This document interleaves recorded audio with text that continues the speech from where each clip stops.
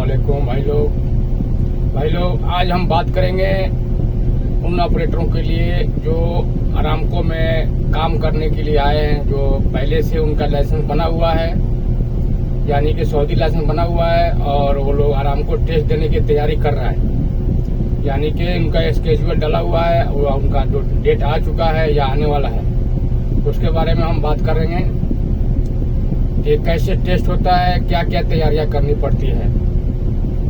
तो सबसे पहले आपको आपको जो भी टेस्ट होगा, कोई भी तैयारी करना होगा, आपको क्रेन का जो मेन चीज होता है, मेन जो टॉपिक होता है वो होता है load chart and rain diagram. Load chart and rain diagram किसी को मालूम होगा, ऑपरेटर को, वो सब कुछ कर सकता है। ठीक है, सबसे पहले आपको तैयारी करना है और मेन चीज जो होता है उसमें ये चीज देखना है, चार जो है उसका एक फार्मूला होता है याद करने के लिए। चार फार्मूला होता है। नंबर 1 आपका पूछेगा टिप हाइट इतना है, रेडियस इतना है, बूम लेंथ कितना होना चाहिए। नंबर 1 2 पूछेगा आपका बूम लेंथ इतना है, एग्जाम्पल 20 मीटर है, आपका टिप हाइट इतना है या रेडियस इतना है, क्रूज कैपेसिटी कितना बनेगा, 2 हो गया। तीसरा पूछेगा आपका बूम लेंथ इतना है, रेडियस इतना है, आपका टिप हाइट कितना बनेगा। टिप हाइट हमेशा टिप हाइट को और रेडियस से ही बूम लेंथ निकलेगा, और बूम लेंथ और रेडियस से टिप हाइट निकलेगा, और उससे आपका लोड भी निकलेगा। अगर सवाल में लिखा है आपको किसी भी चीज में what is the load can be lifted, load आ गया उसमें मेंशन है आपका सवाल में लोड, तो हमेशा जो है आपको कैलकुलेट करना है, लोड को कैलकुलेट करना है, आपका रेगिंग का कैलकुलेट करना है, आपका जो अभी उसमें दिया हुआ है एक्जुलरी होगा या आपका काउंटर वेट जो होता है वो होगा, या पार्ट लाइन जो भी होगा उसमें आपको ऐड करना है, लोड को जोड़ना है, जो आपका लोड चार्ट के ऊपर दिया होगा उसको जोड़ना है। ठीक है, तीसरा हो गया। चौथा हो गया आपको high boom angle, maximum high boom angle. High boom angle हमेशा जो है या तो रेन डायग्राम से भी निकल सकता है, आप जब आपको उसमें दिया होगा बूम लेंथ या रेडियस या टिप हाइट, उससे भी निकल सकता है। दूसरा फार्मूला है हाई बूम एंगल, आपने बूम लेंथ निकालना है, रेन डायग्राम से बूम लेंथ निकालना है, जो दिया होगा उसमें आपका पेपर में, जो क्रेन का मॉडल होगा 7 फीट। और हमेशा जो है अरामको या तो लाइसेंस सऊदी लाइसेंस लेता है, सऊदी लाइसेंस बनाने के लिए भी टेस्ट लेगा या अरामको टेस्ट लेगा। हमेशा जो है अमेरिकन कंपनी है, ग्रोव का जो है कंपनी, ग्रोव क्रेन का ही टेस्ट होता है। ग्रोव क्रेन 4 तरह का क्रेन होता है टेस्ट में। सबसे पहला है 1150, ग्रोव उसका मॉडल नंबर है 1150। दूसरा है 1155, ग्रोव का ही है। तीसरा है 750, ग्रोव का ही है। चौथा है ग्रोव का यानी 3050 यानी 3050, वो नया अभी 2-3-4 साल से वो नया डाला हुआ है, पहले पुराना में 3 ही था, अभी 4 कर दिया है। ये 4 क्रेन के बारे में आपको नॉलेज होना चाहिए, लोड चार्ट रेन डायग्राम के बारे में। मॉडल नंबर दिया होगा आपका, उसी से निकालना है। 4 चीज आपको हो गया, high boom angle, tip height, boom length, what is the gross capacity, what is the load growth capacity, यानी कि आपका जो लोड है वो पूरा रेगिंग के साथ में ग्रोथ कैपेसिटी में उसको बताना पड़ता है। ग्रोथ कैपेसिटी वो वहां बनेगा जिस रेडियस से आप जो है बूम लेंथ निकालेंगे, जिस रेडियस से, या तो आप रेडियस टिप हाइट लगा रहे हैं, यानी कि 30 अगर टिप हाइट है, 20 रेडियस है, आप बूम लेंथ निकाल रहे हैं, जितना बूम लेंथ निकलेगा उसी बूम लेंथ में, उसी रेडियस में आपका ग्रोथ कैपेसिटी बनेगा, और हाई बूम एंगल भी उसी में बनेगा अगर दूसरा फार्मूला यूज कर रहे हैं तो। पहला फार्मूला आपने बताया हाई बूम एंगल का,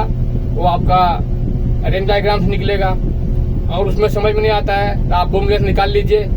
बूम लेंथ निकाल करके जिस रेडियस से बूम लेंथ निकालेंगे उसी रेडियस में आपको हाई बूम लेंथ मिलेगा। अब वो सवाल के ऊपर डिपेंड करता है कि आपको मैक्सिमम में पूछ रहा है या मिनिमम में पूछ रहा है। मैक्सिमम में पूछेगा तो मैक्सिमम से निकलेगा, मिनिमम पूछेगा तो मिनिमम में निकलेगा। अच्छा, दूसरा हाई बूम एंगल का आपका ऑप्शन है, जैसे कि आपका 4 ऑप्शन देता है हाई बूम एंगल का। आपने बूम लेंथ निकाल लिया रेडियस से और टिप हाइट से बूम लेंथ निकाल लिया, उस बूम लेंथ में जाएंगे आप सबसे ऊपर जो हाई बूम एंगल होगा उसको देखेंगे और जो आपका क्वेश्चन आंसर में जो दिया होगा हाई बूम एंगल उससे मैच करेंगे। अगर वो मैच कर रहा है सबसे हाई बूम एंगल जो आपका ऑप्शन में है और जो आपका बूम लेंथ में है वो आपका सही आंसर हो जाएगा, उसको टिक मारना है। अगर उससे नहीं मैच खा रहा है तो दूसरा जो ऑप्शन है, दूसरा जो डाउन में है जैसे हाई बूम एंगल, उससे आपको मैच करना है। उस बूम लेंथ में जहां मैच कर गया आपका ऑप्शन, जो 4 ऑप्शन दिया हुआ है वही आपका हाई बूम एंगल है। ठीक है, ये तो हो गया आपका 4 रेन डायग्राम लोड चार्ट का हो गया। अभी आपने उसमें बहुत सारे 50 सवाल आते हैं, 2 घंटे का टाइम मिलता है आपको। ये टाइमिंग देख करके आपको रिव्यू करना है। हमेशा टाइमिंग देख करके आपको सवाल को हल करना है, बैठना है और इत्मीनान से, और घबराना नहीं है, बिल्कुल रिलैक्स होकर के। घबरा जाएंगे आपका सवाल जो है दिमाग ऑप्शन हॉपलेस हो जाएगा, फिर आप सवाल का जवाब नहीं दे पाएंगे। आपने सारी तैयारियां कर लिया, आपने जो भी पढ़ाई पढ़ लिया, जो भी क्वेश्चन अगर नहीं समझ में आता है, आप हमारा व्हाट्सएप नंबर है उस पर आप कांटेक्ट कर सकते हैं, हमसे आप पूछ सकते हैं, हम बताएंगे आपको। कुछ भी सवाल का जवाब नहीं आ रहा है, नहीं समझ में आ रहा है, आप हमसे पूछ सकते हैं। ठीक है, हम आपको बताएंगे फ्री ऑफ कॉस्ट। अगर आपको किसी को अगर नोटबुक चाहिए, हमारा व्हाट्सएप पर मेल करें, मैं उसका व्हाट्सएप पे आपका पूरा नोटबुक मैं सेंड करूंगा, वो कॉपी अपना निकाल लेगा, प्रिंट करा लेगा, कोई ऐसी दिक्कत नहीं। मैं आप फुल हेल्प करूंगा, आपको मुश्किल नहीं। मैं यही चाहता हूँ हर आदमी अपना इंडिया, बांग्लादेश, पाकिस्तान का जो भी है आदमी है वो क्रेन का जॉब सीखे, ट्रेनिंग ले और अपना काम करे, क्योंकि एक ऐसा जॉब है जो अच्छा जॉब है और इसमें इज्जत भी है, पैसा भी है और आपका सब कुछ है। ठीक है, तो इसीलिए मैं आपको हेल्प करने के लिए तैयार हूँ। दूसरी, अभी आपने पूरा तैयारी करने के बाद आपका डेट आ गया, अभी आपको जाना है आराम को टेस्ट देने के लिए। ये आपको मेन इम्पोर्टेंट है, ये पूरा ध्यान से देखिए, सुनिए मैं क्या बोल रहा हूँ। कोई भी आदमी नया हो या पुराना हो, हम भी आप 8-9 साल से 3 टेस्ट दे चुके हैं, फिर भी हमारा टेस्ट आने वाला है, हम फिर भी घबराए हुए हैं, क्या होगा क्या नहीं होगा, कैसे होगा। आदमी भूल जाता है, 3 साल के अंदर भूल जाता है। तो आपको घबराना नहीं है, आपका जहाँ भी सेंटर पड़े, देहरान में और रियाद में, कहीं भी आप जाइए, आराम से रिलैक्स होकर जाइए। कोई और जाने से एक दिन पहले आपका जो है क्वेश्चन आंसर को बंद कर दीजिए, बस माइंड में रखिए, जो ऑब्जेक्टिव है वो उसको याद करके रखिए। जैसे विंड स्पीड हो गया, आपका टायर का जो क्लियरेंस होता है उसका हो गया, डिप एक्सप्रेशन हो गया, हाई वोल्टेज हो गया, ये सब जो है, ये सब जो चीज़ें है उसको माइंड में याद करके रखिए, क्योंकि ये चीज़ बनाने वाला नहीं है, ये दिमाग में याद करने वाला होता है। ठीक है, अच्छा, और भी चीज़ें जो होती है वो भी सब याद करके रखिए, माइंड में रखिए, बस फोकस उसी पर रखिए, बाकी किसी से मत। मोबाइल कम यूज कीजिए, दूसरा चीज़ पर ध्यान कम दीजिए, दूसरा चीज़ पर फोकस कम करिए, बस आपको टेस्ट देने के टाइम में उसके ऊपर पूरा फोकस होना चाहिए। आप जाएंगे, आपका जो भी प्रोसेसर है उन लोग का, वो अपना तैयारी करेंगे, वहाँ का जो स्टाफ है आपको बैठाएगा, सारा सामान आपको निकाल देगा। अभी आप कंप्यूटर पर बैठ गए, कंप्यूटर पर बैठने के बाद में आप बिल्कुल रिलैक्स होकर बैठिए, घबराइए मत। वो स्टाफ आएगा, आपको कंप्यूटर चालू करके देगा। सबसे पहला दिमाग में ये रखना हमेशा कि आपका सवाल आया कंप्यूटर पे 1 नंबर, उस पे आएगा। अगर जैसे कि ऑब्जेक्शन आ रहा है, जैसे टिक मारने के लिए सिर्फ आ रहा है, जैसे विंड स्पीड हो गया या टायर क्लियरेंस हो गया या स्विंग क्लियरेंस हो गया, ये तो आपको मारना है, जो भी आपने याद किया, 2 इंच, 2 मीटर, 2 फीट, 10 इंच, इसमें तो आपको क्रेन का मॉडल नहीं है।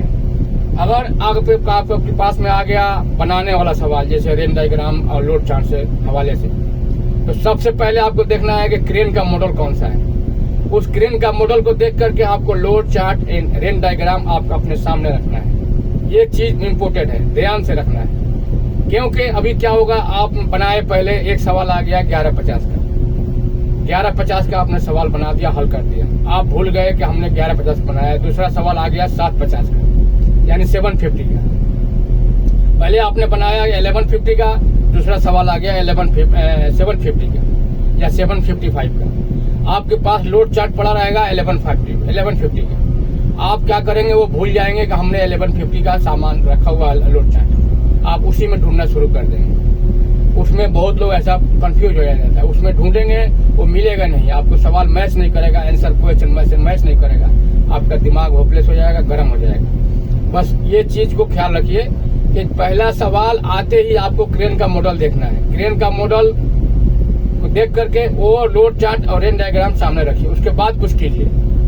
दूसरा, सवाल बनाने टाइम में आपको अगर नहीं समझ में आ रहा है, एक बार बनाया, 2 बार बनाया, उसको ज्यादा बार मत बनाइए, छोड़ दीजिए, उसको टिक मार लीजिए। एक पेंसिल मिलता है वहाँ और सादा पेपर मिलता है, सादा पेपर पे एक टिक मार लीजिए, इतना नंबर सवाल है, इसको कंफ्यूजन है मेरे को, यानी क्लियर नहीं है, डाउटफुल है, डाउटफुल वहाँ लिख दीजिए, सवाल नंबर इतना है। उसके बाद आगे बढ़िए। ऐसे सवाल बनाते जाइए और बिल्कुल रिलैक्स होकर बनाइए, टाइमिंग का देखने की जरूरत नहीं है, बनाते जाइए। बन गया 50 सवाल, आपका सवाल हल हो गया।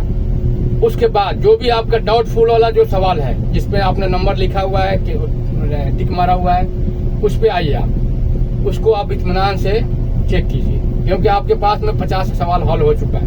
उसमें अगर 10 गलत भी हो जाएगा फिर भी पास हो जाएंगे आप। 40 सवाल भी अगर पास हो बन गया है तो पास हो जाएंगे। आपको दोबारा रिव्यू करना है, रिव्यू करने के बाद में जो आपका डाउटफुल है उसको क्लियर कीजिए। उसके बाद जितना टाइम मिलता है आपको रिव्यू करते रहिए। ये नहीं कि एक बार बना दिया उसको बोल दिया हो गया, नहीं, जब तक आपके पास लास्ट तक टाइम है, लास्ट सेकंड तक भी आपको कंप्यूटर पे ही रहना है। लास्ट सेकंड जब टाइम ओवर हो जाएगा, आपके पास लिख के आ जाएगा टाइम ओवर हो गया, आप उसको बोलिए, वो आएगा, कवर करेगा, आपको बोलेगा जाइए। बस ये आपका सवाल है। आज इतना ही। इसके बाद जो बताएंगे प्रैक्टिकल के बारे में बताएंगे, ठीक है। प्रैक्टिकल भी हम लोग करते हैं और किए हैं, नॉलेज है।